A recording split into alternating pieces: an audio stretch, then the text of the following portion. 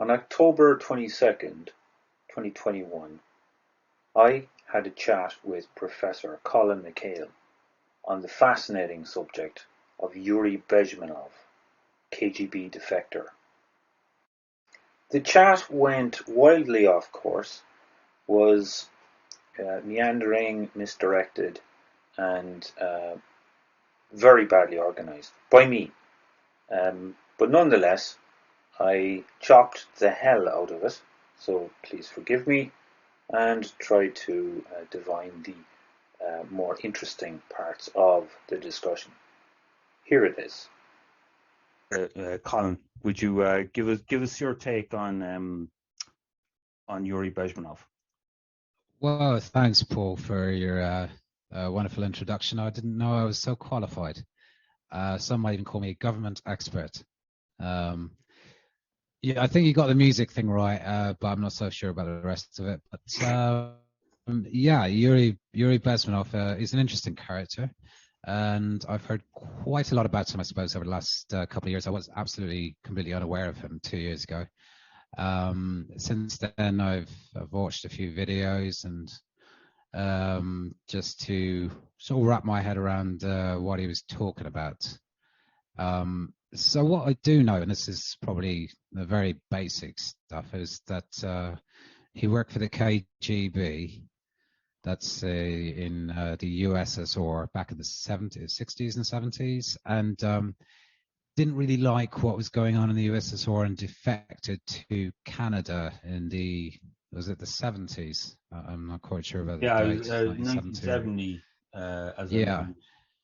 And once he got over to, I suppose, the Western world, he basically did a lot of interviews, and he wrote a book, I believe, and or several, I'm not sure, certainly one, about how the KGB essentially, what he calls uses subversion to take over a country.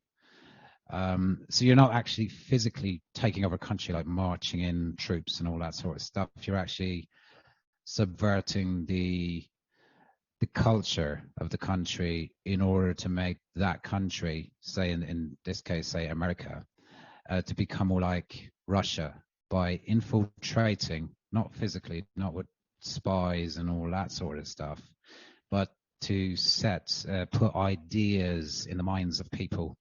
Say, for instance, in the United States of America. I mean, that's what he was specifically talking about.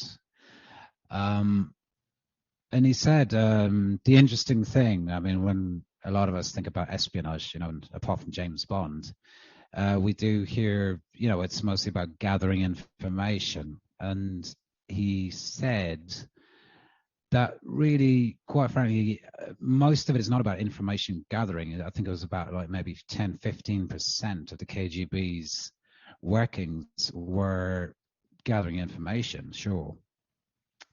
But the other 80 or 85, 90% was about subversion, and that's what he calls subversion. So just spreading the ideas of communism, socialism, communism of the USSR into America, through this. It's just like the infiltration of ideas into the minds of the people over the course of, I think he said a generation. Said it would take about a generation to do so. Through education, and he said it was remarkably successful. That's what he thought. And this was like the first of four stages that he identified as basically the first one was demoralization. This is a part of the subversion process, the demoralization process, which takes, as he said, a generation, which essentially takes away all the values of a society. Like, say, in America would be the value of freedom, and that you can, it's if you work really hard, you will be successful and all that sort of thing, and sort of changing that round to more communistic ideology of everybody should be equal. He did talk about egalitarianism, which I think originated sometime around the French Revolution, where the idea that everybody is equal or should be equal, which of course is not true in the essence of normal humanity. I mean, that's a very polite way of putting it.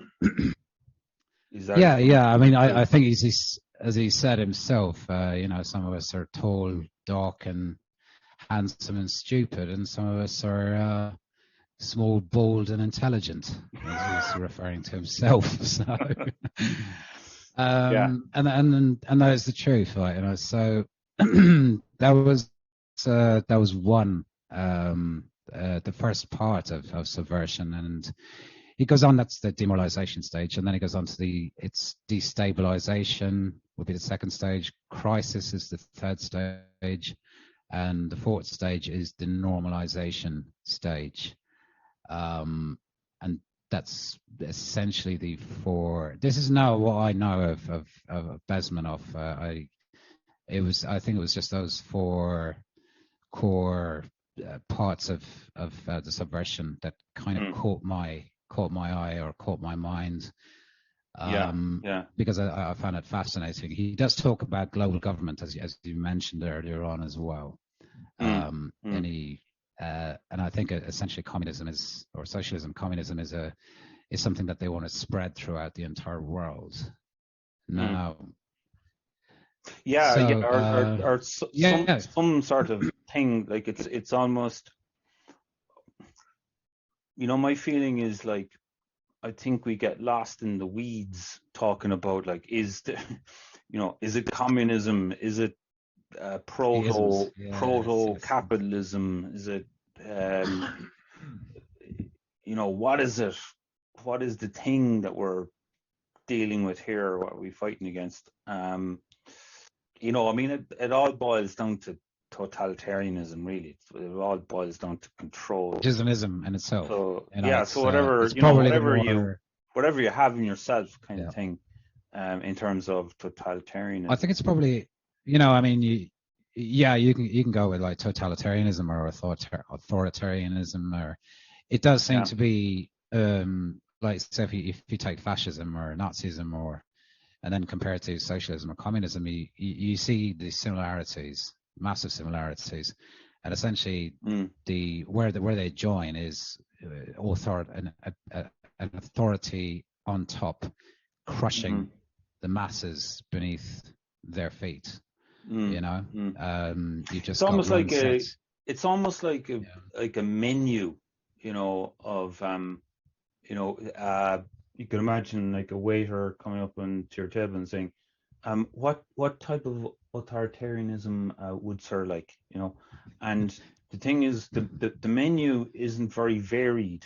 Like it's kind of it's like, will you have spaghetti with beans or spaghetti with beans and a bit of cheese?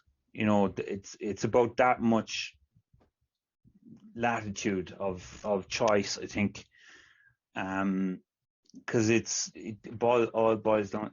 Like, I think the essential difference is the way that the totalitarianism is structured, and who are your network that you're protecting and given the goodies to. So I think in fascism you kind of get a certain type of structure of distributing the goodies. Well, they call it fascism. It's all fascism, really. I mean, it's all totalitarianism. But like, there's a certain structure in some ways, and then there's another structure in another way. Like, one is where they kind of go, look, we're not trying to be nice, so just put up with this shit, like the way Hitler did it. But Stalin is, oh no, we're doing this, we're doing this to be nice. So I'm shooting you through the back of the head because he was a great guy, because it's for the people, But but at the same time, it was Hitler doing the same thing. It's like, we're doing this, for the people of Germany. It sounded a bit more egocentric or something like that with Hitler maybe, but it's just like the same fucking thing. It's the same thing. Yeah, there are similarities. I suppose there is one difference, and I suppose that would be the amount of people that actually died under communism and socialism is far, far greater than the people that died under fascism and Nazism.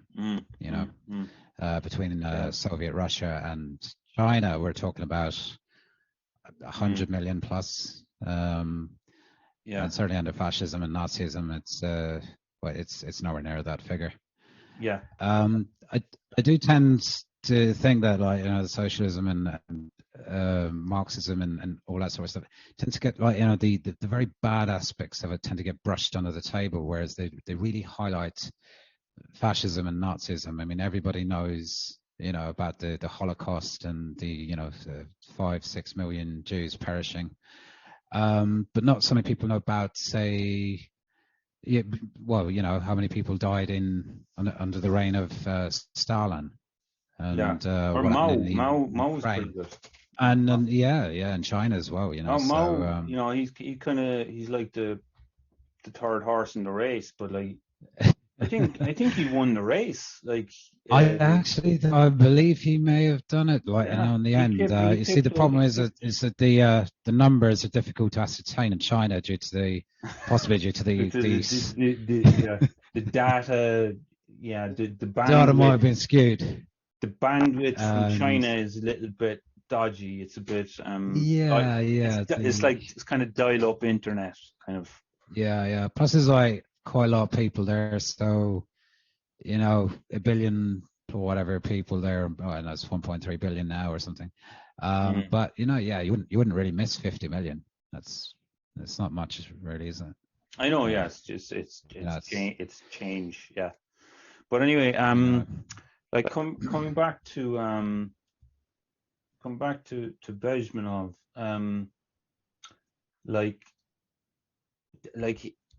he was such a cool guy, that I mean he was great at presenting himself. He was he came from this crazy background. So his father was in a serious kind of career, military guy, high up in the Soviet command.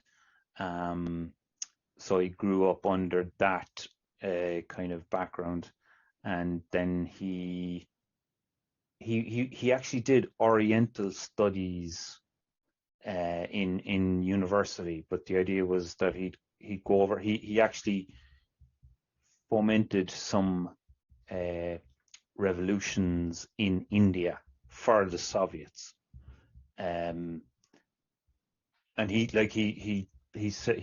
admits this openly. Like, he talks about this openly, so like he really knows he really knows what he's talking about, because he's basically going, yeah, I'm talking about something that like I did, so I know the ins and outs of the whole thing. He tried to defect over to the States, but the CIA told him to bugger off, I think. Well, they didn't want him. Yeah, and so he had to go to Canada. He kind of went, can I go? That's kind of strange. I mean, you think the CIA would be jumping at the chance? No? I don't think it's that strange when you look at it from the lens that we have now, because basically it's the same thing happening worldwide. It's a Punch and Judy show, and the same guys are paying both Punch and Judy to beat the shit out of each other.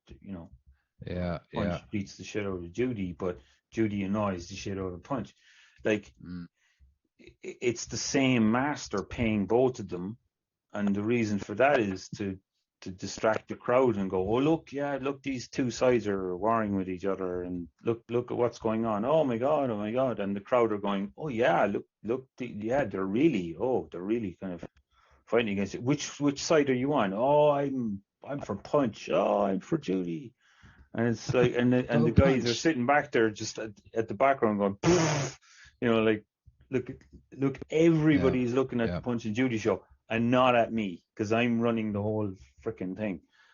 Both sides, Yeah. and it's everywhere. You look at what's happening in Parliament everywhere, anywhere, any parliament. Pick any parliament you want.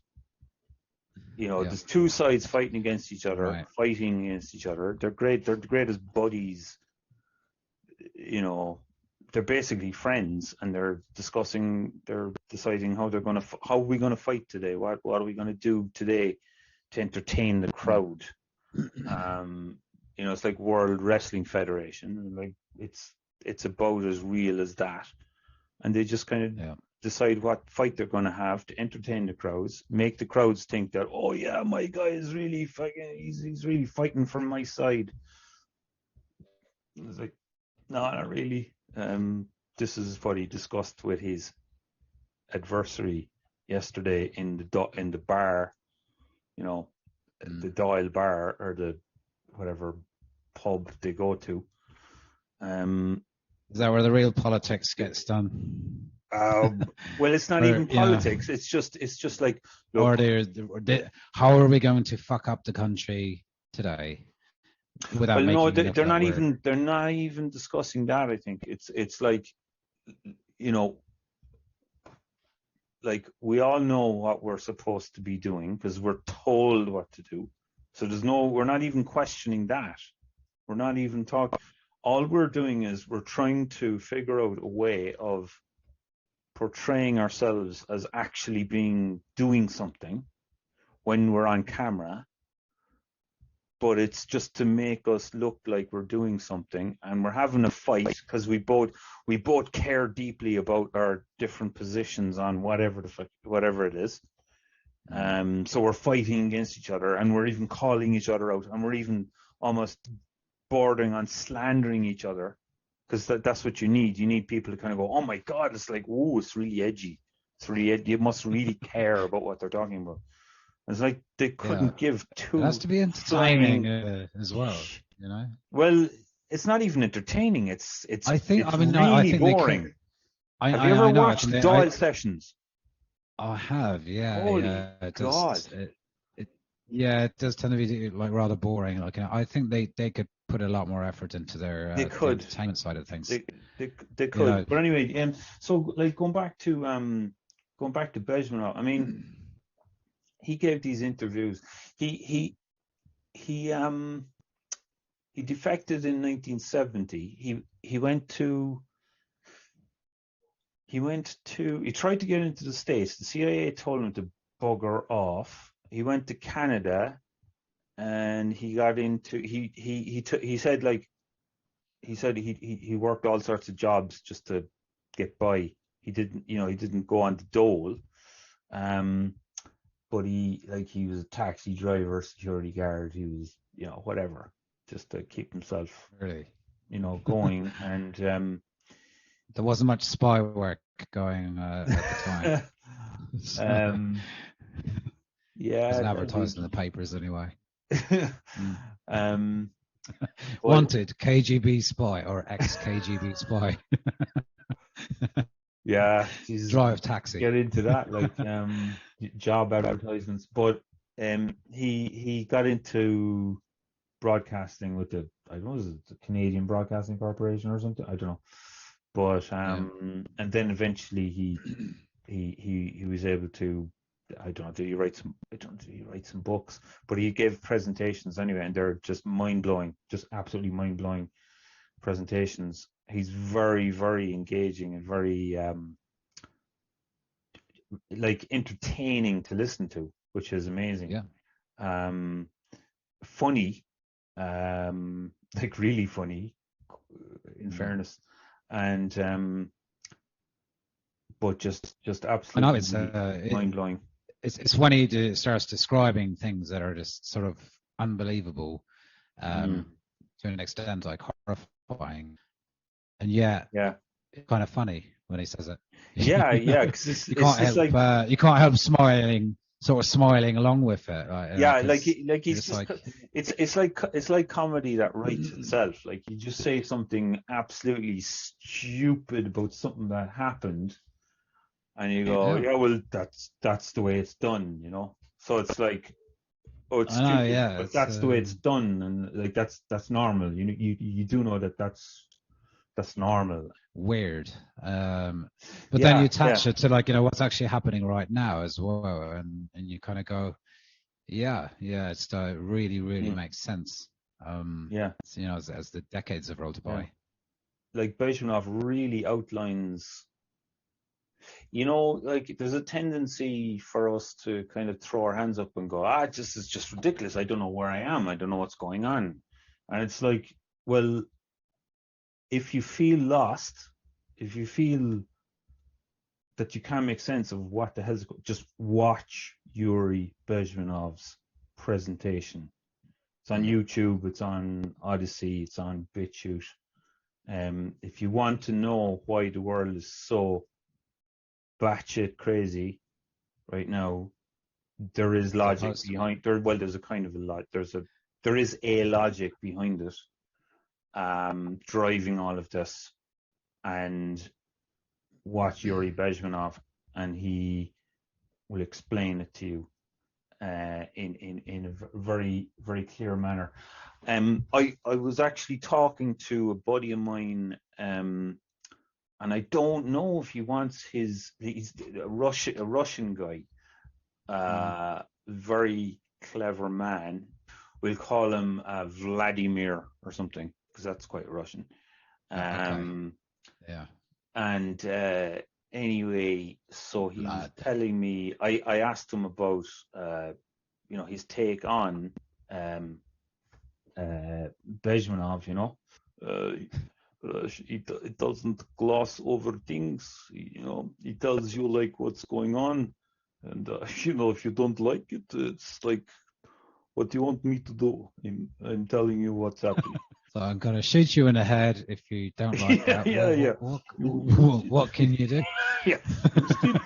You sit in seat. I'm going to shoot you in back. I can shoot you in face or back of head. You sit down in seat, and it's up to you.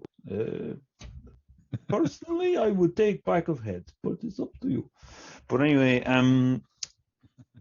I asked him about Bezmenov, and because he always has an interesting take on stuff. Like, but so Bezmenov, like, he gets a fairly clean bill of health from Vladimir, which is pretty impressive, because he was on some Russian forums, like Vladimir.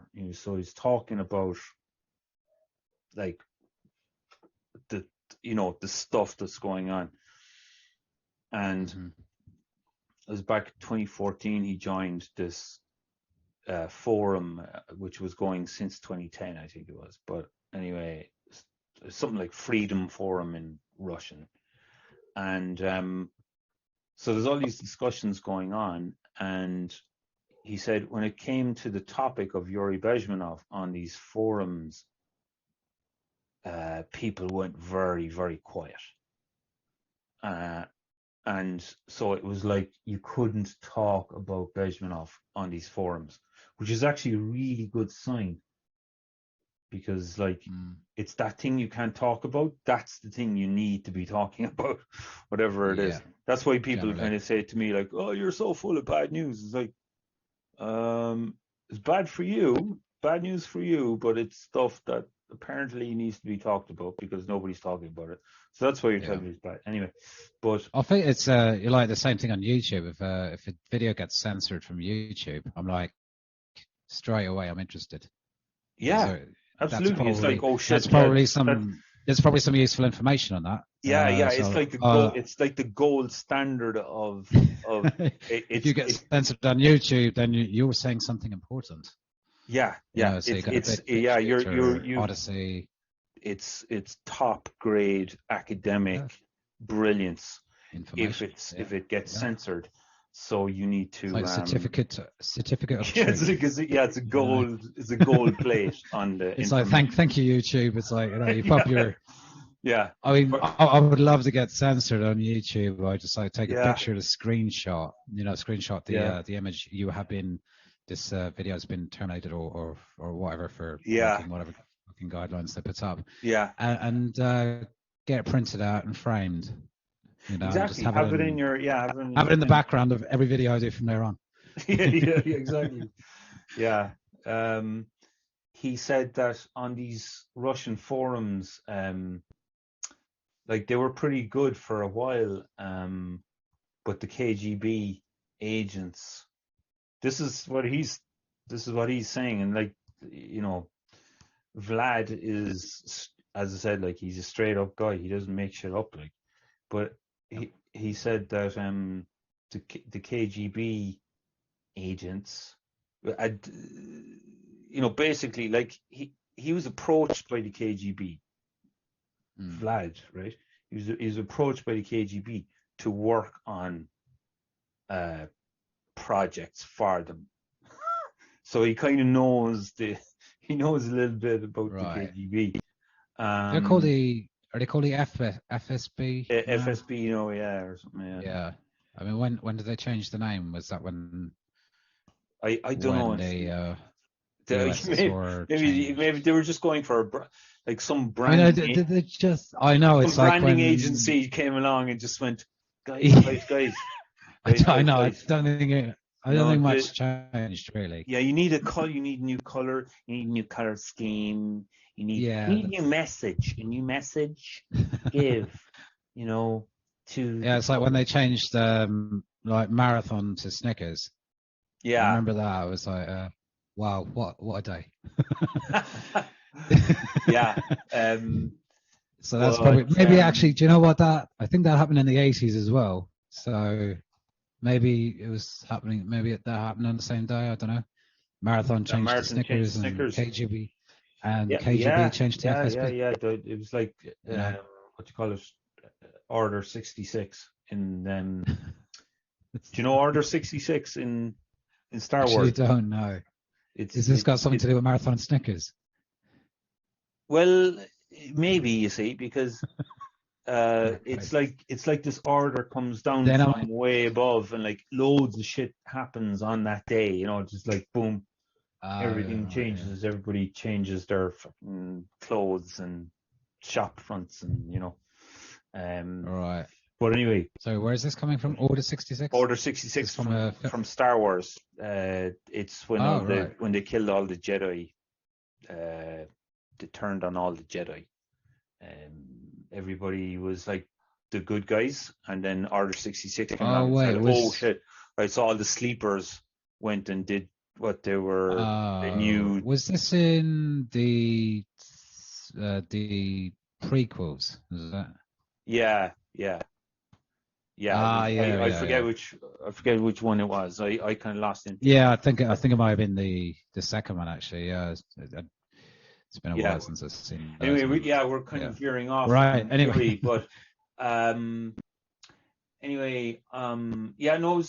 was interesting. Like, first of all, what that tells me, like with the forum thing, is like Bezmenov was actually, you know, pretty much something like the real deal. The only criticism that Vlad had about Bezmenov was that he was in India, and he had a wife and kid, I think, in India, and then he just kind of left the team, and he married in I think in Canada again, but I don't know. He said, look, I don't know what his circumstances were, you know, particular circumstances, so, you know, I can't really comment, but it was just that was the only thing that he could kind of see was a bit off. But